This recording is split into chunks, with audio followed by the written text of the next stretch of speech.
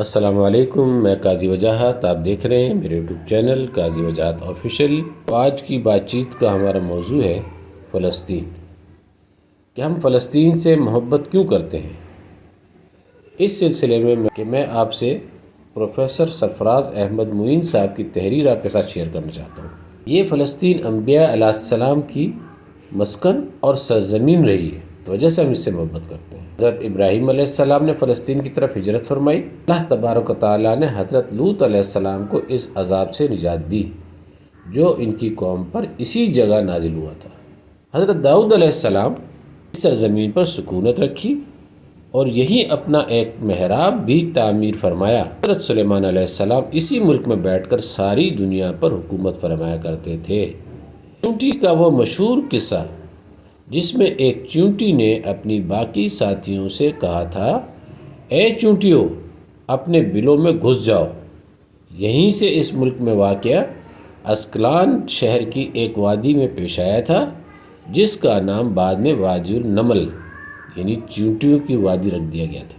حضرت زکریا علیہ السلام کا محراب بھی اسی شہر میں ہے۔ حضرت موسیٰ علیہ السلام نے اسی ملک کے بارے میں اپنے ساتھیوں سے کہا تھا کہ اس مقدس شہر میں داخل ہو جاؤ۔ انہوں نے اس شہر کو مقدس اس شہر کے شرک سے پاک ہونے اور انبیاء علیہ السلام کا مسکن ہونے کی وجہ سے کہا تھا۔ اس شہر میں کئی معجزات وقوع پذیر ہوئے، جن میں ایک کنواری بی بی حضرت مریم کے بدن سے حضرت عیسیٰ علیہ السلام کی ولادت مبارکہ بھی ہے۔ حضرت عیسیٰ علیہ السلام کو جب ان کی قوم نے قتل کرنا چاہا تو اللہ تبارک و تعالیٰ نے انہیں اسی شہر سے آسمان پر اٹھا لیا تھا۔ عادت کے بعد جب عورت اپنی جسمانی کمزوری کی انتہا پر ہوتی ہے، ایسی حالت میں بی بی مریم علیہ السلام کا کھجور کے تنے کو ہلا دینا بھی ایک معجزہ الہی ہے۔ قیامت کی علامات میں سے ایک حضرت عیسیٰ علیہ السلام کا زمین پر واپس تشریف اسی شہر کے مقام سفید مینار کے پاس ہوگا۔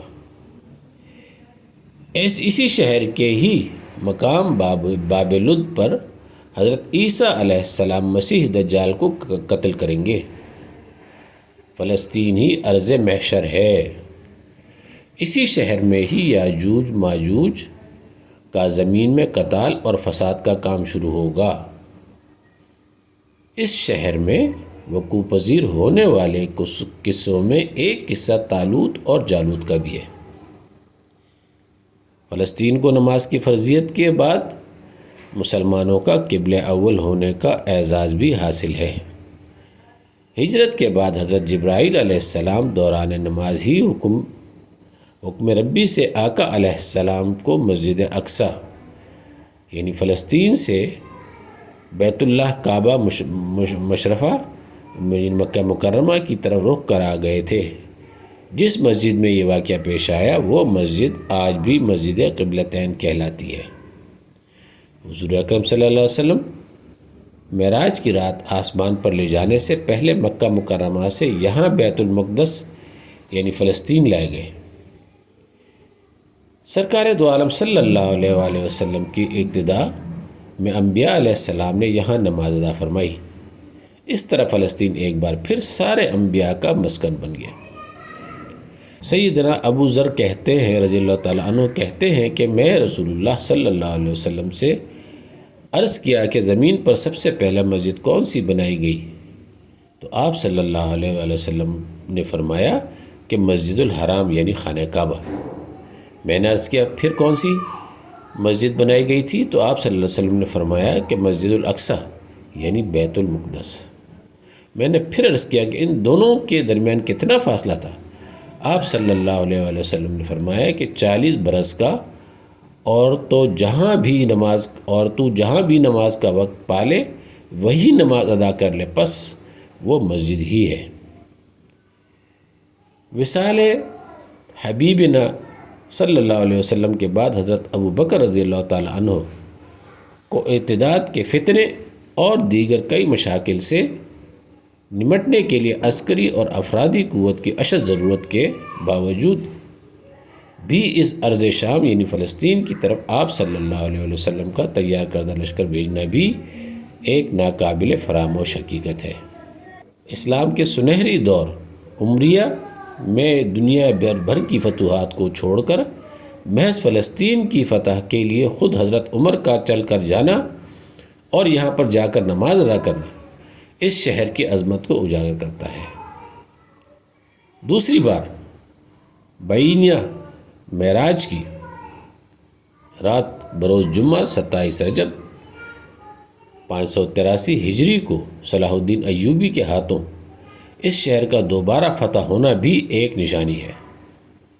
بیت المقدس کا نام قدس قرآن سے پہلے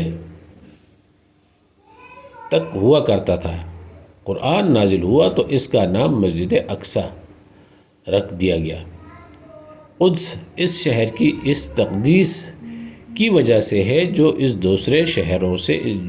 دوسرے شہروں سے ممتاز کرتی ہے۔ اس شہر کے حصول اور اسے رومیوں کے جبر و استبداد سے بچانے کے لیے 5000 سے زیادہ صحابہ کرام رضی اللہ علیہم اجمعین نے جام شہادت نوش کیا،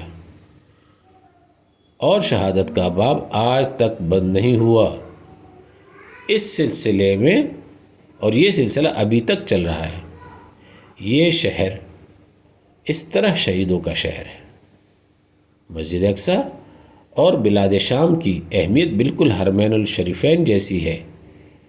جب قرآن پاک کی یہ آیات والتین والزیتون وطور سینین وہذا البلد الامین نازل ہوئی تو ابن عباس کہتے ہیں کہ ہم نے بلاد شام کو التین انجیر سے، بلاد فلسطین کو الزیتون زیتون سے، اور الطور سینین کو مصر کے پہاڑے کوہ طور جس پر جا کر حضرت موسیٰ علیہ السلام اللہ پاک سے کلام کیا کرتے تھے سے استدلال کیا، اور قرآن پاک کی یہ آیات مبارکہ وَلَقَدْ كَتَبْنَا فِي الزَّبُورِ مِن بَعْدِ الذِّكْرِ أَنَّ الْأَرْضَ يَرِثُهَا عباد الصالحون سے یہ استدلال کیا گیا کہ امت محمد حقیقت میں اس مقدس سرزمین کی وارث ہے۔ فلسطین کی عظمت کا اندازہ اس بات سے بھی لگایا جا سکتا ہے، یہاں پر پڑھی جانے والی ہر نماز کا اجر 500 گنا بڑھا کر دیا جاتا ہے۔ تو دوستو، یہ تھی وہ تحریر جو میں نے آپ کے ساتھ شیئر کی۔ یقیناً آپ کو پسند آئی ہوگی۔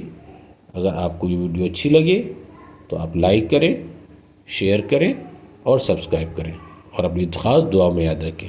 بہت شکریہ، والسلام۔